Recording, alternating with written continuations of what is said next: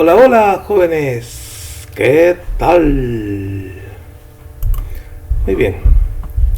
Pues vamos a comenzar este último tema, ¿sí? La recta final de la materia, la joya de la corona, redes neuronales, ¿no?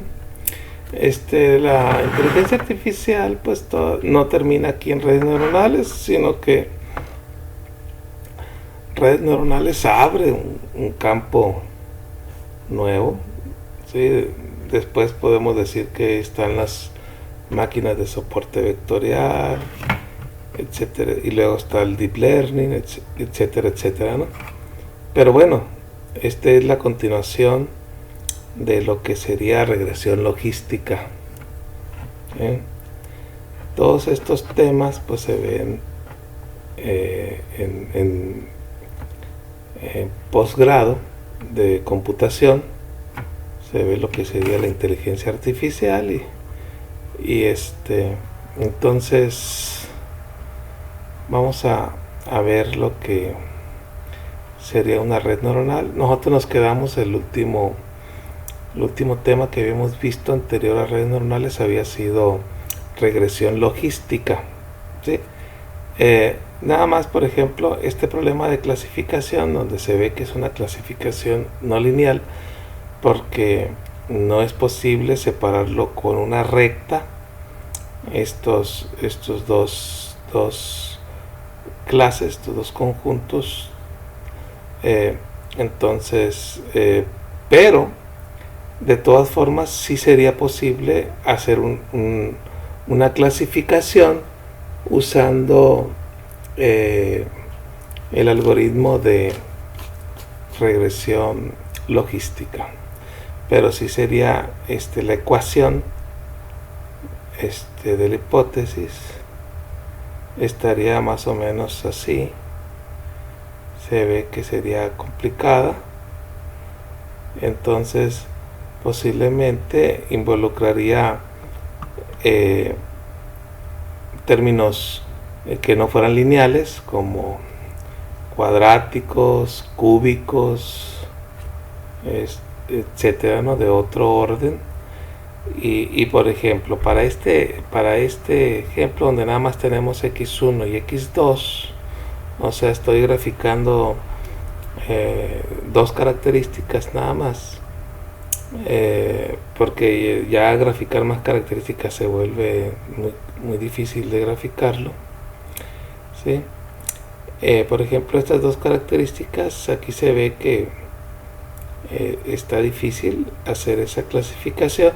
Entonces, por ejemplo, si quisiéramos buscar una solución, posiblemente tendría que ser b más omega 1 por x1 más omega 2 por x2 más omega 3 por x3, pero perdón, no hay x3 porque nada más tenemos x1 y x2, omega 3 x1 por x2, ¿sí? Es decir, multiplicar las dos características y luego después decir omega 4 por x1 al cuadrado, ¿sí? Por x2 más omega 5 x1 al cubo por x2 más omega 6 x1 por x2 al cuadrado, ¿sí? Más omega 7 sería que x1 por x2 al cubo, ¿sí? Etcétera, ¿no? Y esto tomando en cuenta que no son nada más dos características, x1 y x2. Pero vamos a suponer que nosotros queremos hacer un clasificador para una imagen sencilla.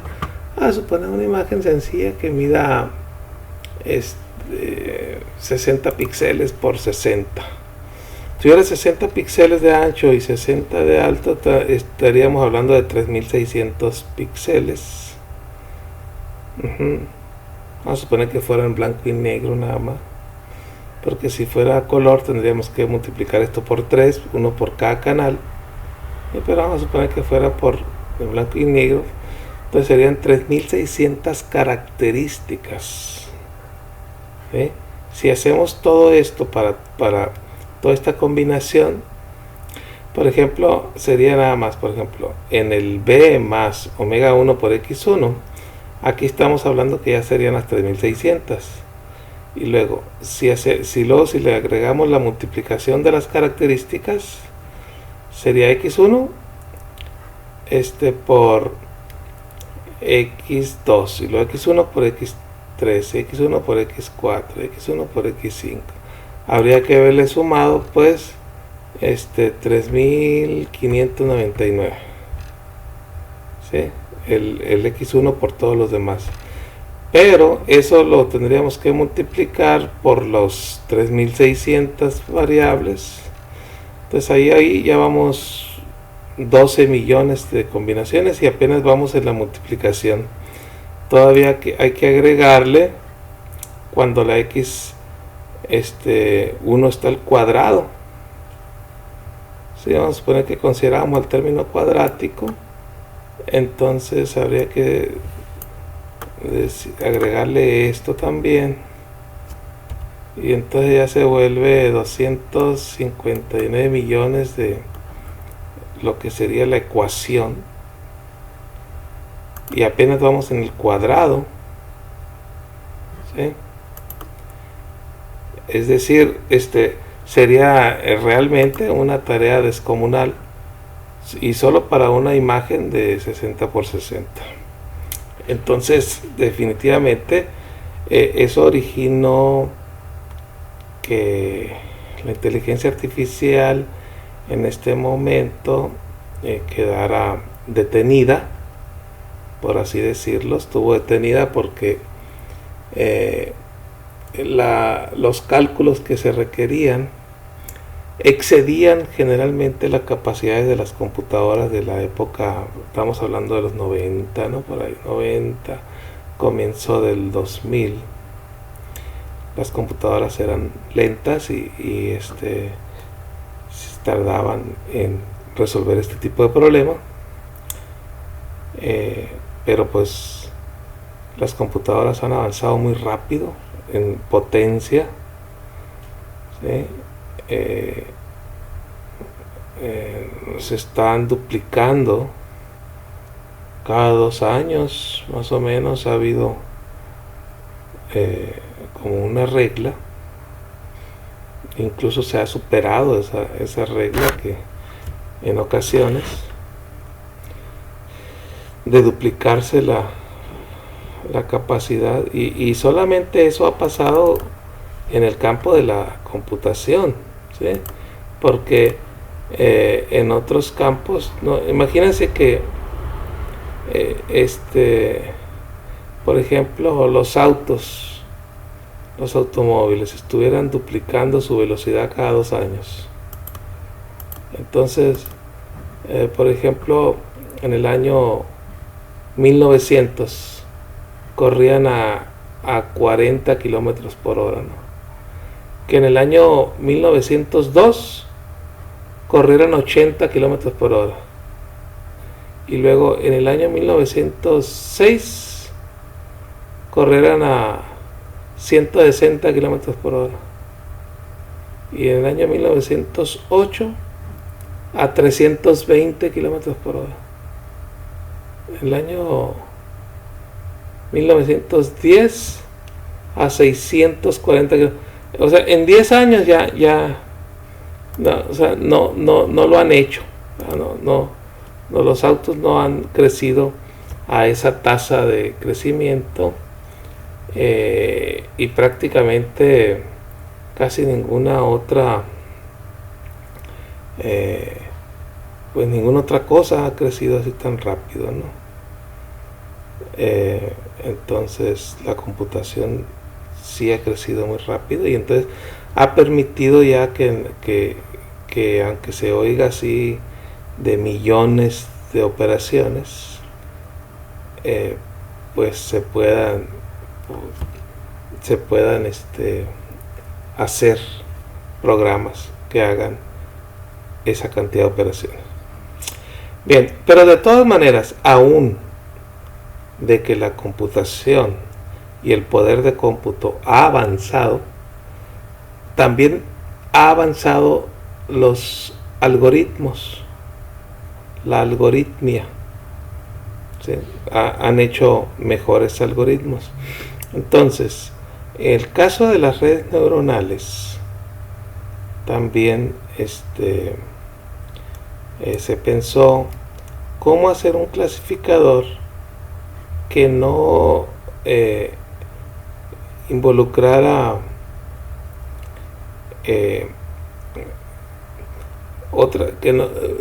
ecuaciones que no fueran lineales, o sea, cuadráticas, cúbicas, que no por todas las combinaciones posibles, sino que solamente involucrara líneas rectas, o sea, clasificaciones lineales. Bien, entonces se piensa cómo hacerlo, y también a la par se estaba investigando el funcionamiento del cerebro, y pues convergieron las dos ideas y nacen las redes neuronales, ¿sí? Igual lo que decía ahorita, fue muy utilizado al principio cuando recién descubrieron el algoritmo y cómo podía resolverse problemas usando redes neuronales, pero decayó porque las computadoras todavía no tenían la potencia necesaria, y últimamente ha vuelto a resurgir el uso de las redes neuronales, pues porque ahora ya tenemos supercomputadoras. Bien, entonces vamos a hablar un poquito de lo que sería una neurona, ¿sí? La neurona es la unidad del todo en el cerebro, es decir, es como el átomo en la materia, es lo indivisible, aunque así se creía del átomo, que era indivisible. Ya los físicos han descubierto que el átomo se descompone en muchos otros componentes. Entonces la neurona también se compone en otras, pero no puede ser una neurona de pura dendrita, o sea, todo se requiere.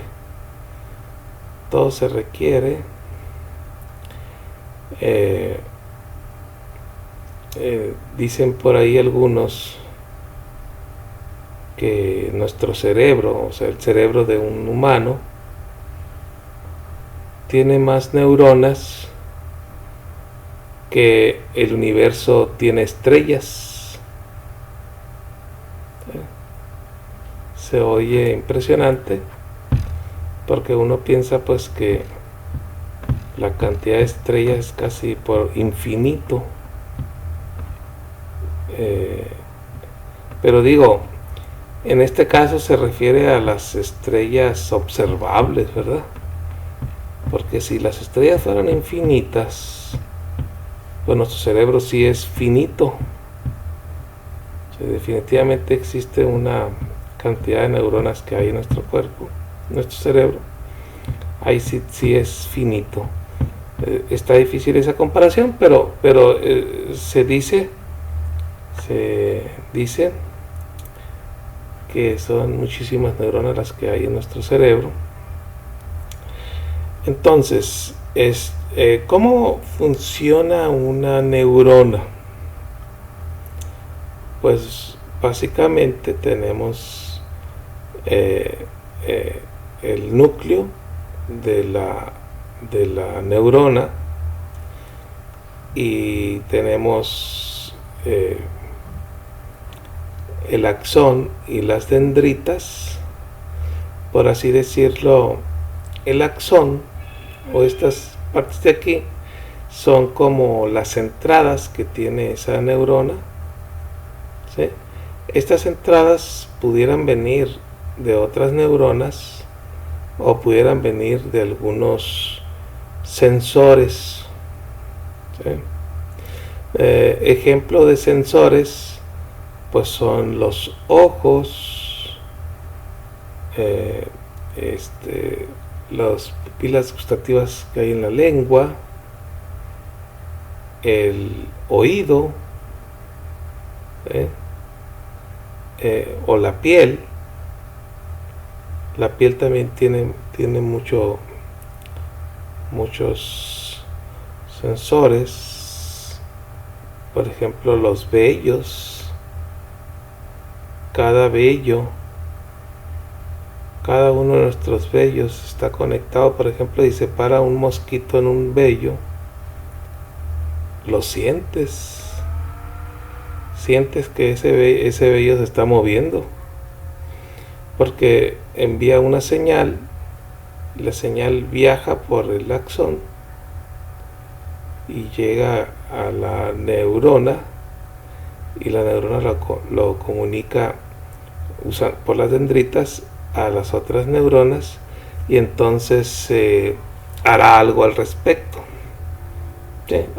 Pues voltear a ver qué es, o sacudirte, etcétera, ¿no? Según la situación. Habría que pero la secuencia pues sería así, ¿no? Esta axón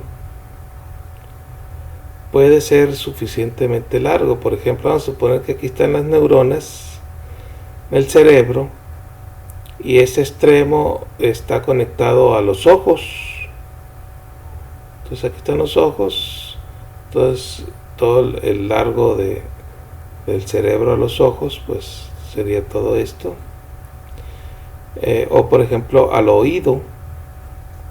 Pero por ejemplo que estuviera este sensor en algún dedo de la mano, o del pie, y aún pues esto tendría que atravesar toda la columna vertebral.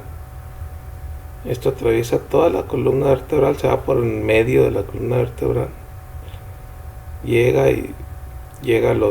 la pierna, se baja por la pierna y hasta llegar hasta, ¿sí? Entonces puede ser que esté esto muy largo, ¿sí? Muy largo. Obviamente va a haber posiblemente algún retardo, llega la señal, o sea, la velocidad de la luz. Eso sí ya se convierte en biología, y ahí sí habría que dejarle a los médicos o a los biólogos que nos dijeran sobre cómo funciona ya una neurona de forma biológica. Pero el detalle fue que se estudió el funcionamiento de una neurona para explicarse cómo funciona nuestro cerebro. Básicamente las neuronas se conectan con otras muchas neuronas y se pasan información entre sí, y entonces por ejemplo, cuando nosotros nacemos, nuestro cerebro está en blanco, ¿sí? Está en blanco, no conoce todavía nada, ¿sí? Sí es capaz de ver, pero todavía no ha aprendido lo que significa esas señales de lo que está viendo. El cerebro está aprendiendo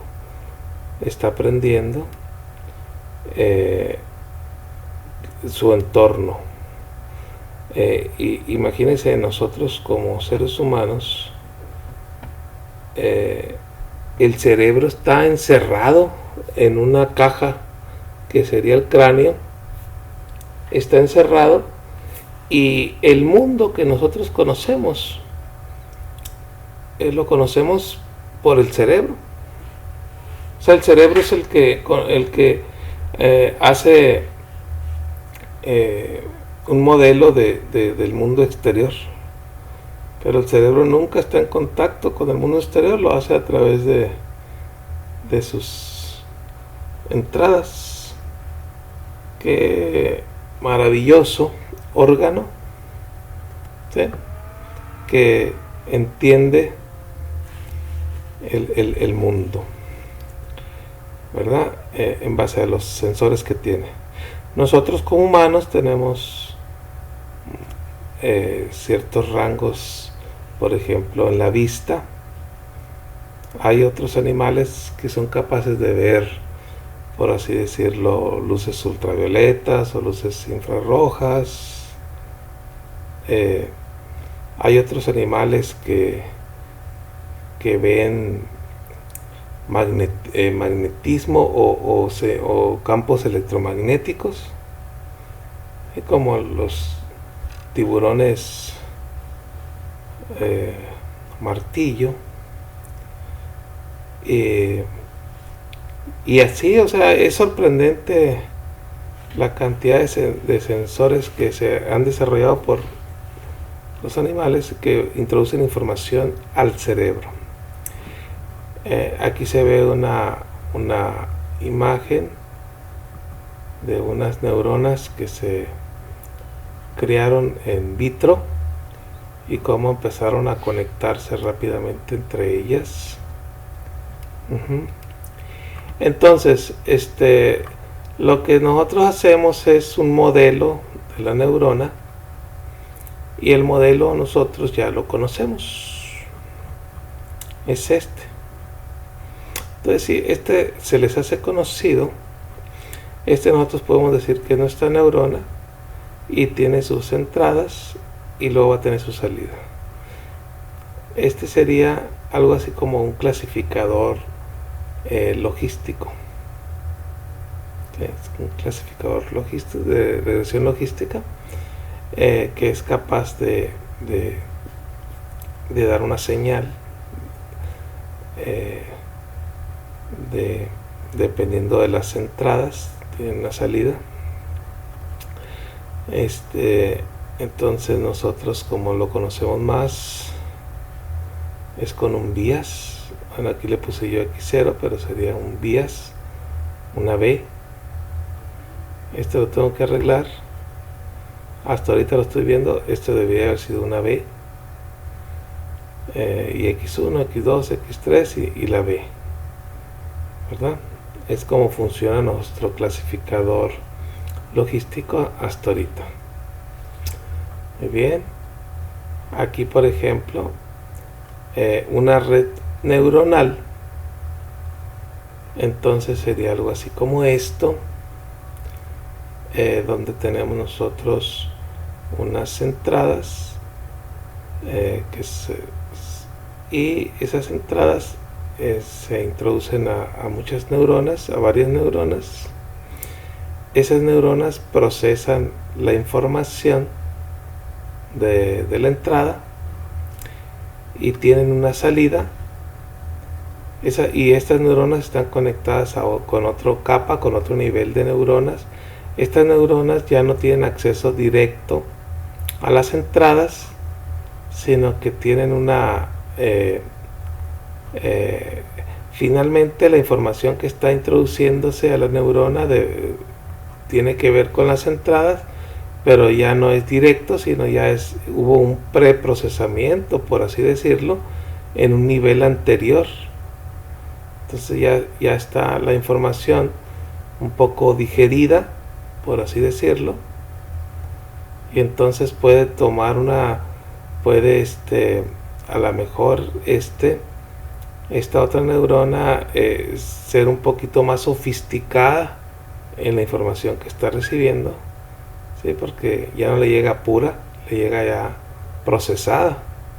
Entonces puede ser un nivel más alto todavía de depuración, otro nivel, y así pudiéramos irnos con diferentes niveles, ¿sí? Diferentes niveles de neuronas. Entonces el último nivel es el que tiene pues